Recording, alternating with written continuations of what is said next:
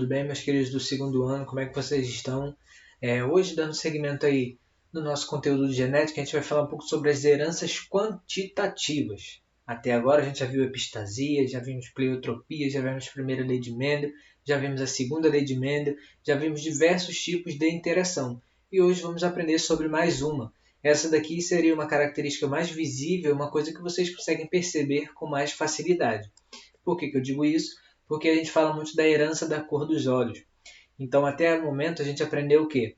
Que possuía aquela relação de dominante e recessivo, e isso bastava para poder a gente ter a cor dos olhos. Mas a gente tem que pensar agora, que a gente já vem evoluindo no nosso conteúdo, que essa herança da cor dos olhos ela é poligênica, ou seja, você tem dois ou mais, dependendo da espécie ou da característica. No caso da cor dos olhos, são dois pares de genes controlando aquela característica. Então, você por esse quadrinho aqui, você tem as combinações de como você pode obter a cor dos olhos.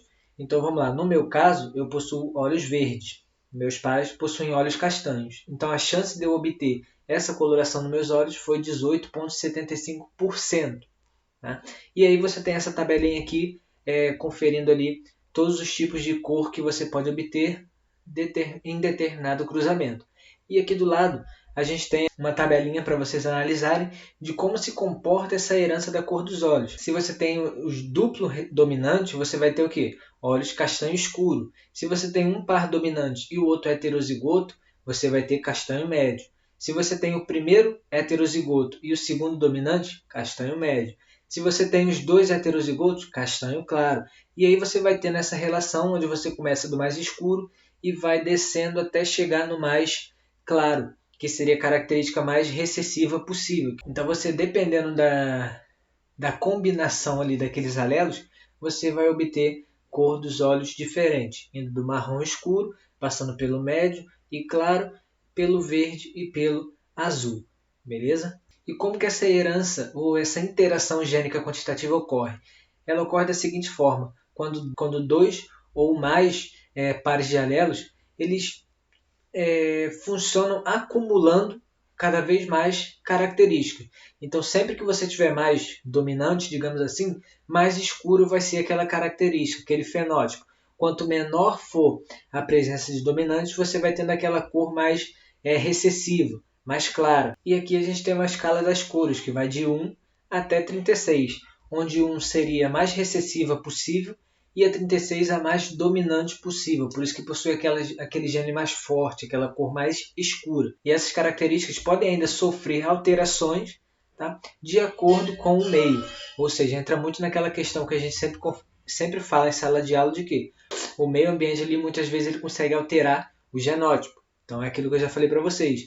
O cara que ele nasceu com a pele clara e ele vai trabalhar lá no sertão do Nordeste, no sol, arando terra, com o passar do tempo ele vai adquirindo uma coloração mais escura, porque você está tendo fatores externos agindo ali no genótipo dele, que era para ser da cor branca, mas por conta daquele fator ambiental, ele adquiriu a cor mais escura, beleza? E aí a gente tem a interação gênica das cores, né, da nossa pele. Então aqui coloquei até uma imagem muito bonita demonstrando essa diferença de coloração, onde você vai da pessoa com a pele mais clara para a pessoa com a pele mais escura. E de que forma que isso acontece? Aquilo que eu falei para vocês. Quanto maior a presença de alelos dominantes no DNA daquela pessoa, mais forte será aquela característica. Então, olha lá. O cara que é azão, azão, bezão, bezão, ele é negro. Ele possui todos os alelos dominantes. E aí você vem descendo até chegar na pessoa que é branca, onde você possui um par heterozigoto e o outro par recessivo. Então você tem 3 recessivos para um dominante. E isso confere àquela pessoa a cor mais clara.